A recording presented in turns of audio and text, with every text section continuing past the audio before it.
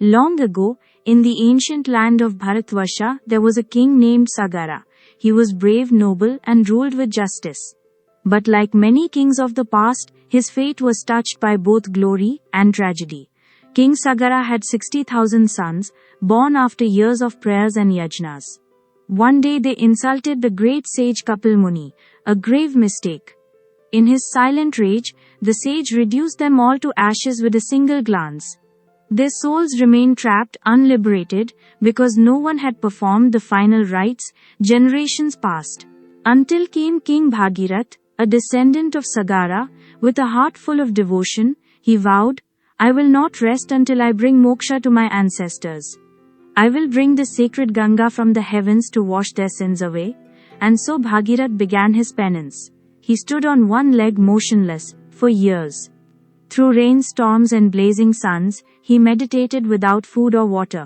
Finally, moved by his resolve, Lord Brahma appeared. "O noble king," Brahma said, "I grant your wish.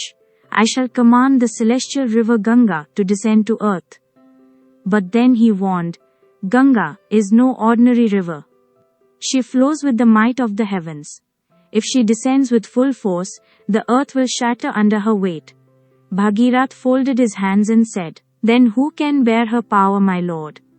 Brahma replied with a smile, "Only one, only Mahadev, Lord Shiva." So Bhagirath turned his prayers to the great god of Kailash.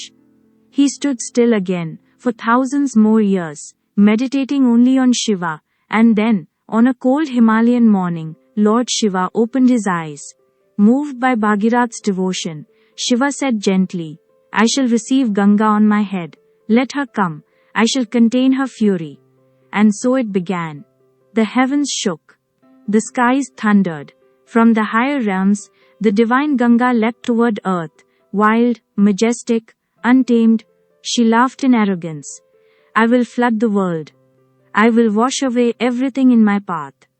But as she fell, she landed on the matted locks of Lord Shiva, and in an instant, he trapped her in his hair. Not a single drop reached the earth. Days passed.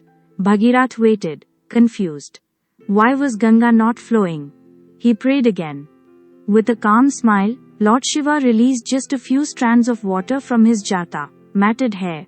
And those few strands became the Ganga we know today, flowing gently, gracefully, across mountains and plains.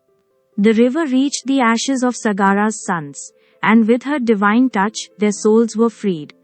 They rose toward the heavens, finally at peace. King Bhagirath bowed with tears in his eyes. He had fulfilled his vow, not through strength or weapons, but through devotion, patience and humility. From that day on, the Ganga became not just a river, but a goddess, a lifeline, a purifier of sins. And Shiva, the one who bore her rage and tamed her pride, became known as Gangadhar, the bearer of the Ganga.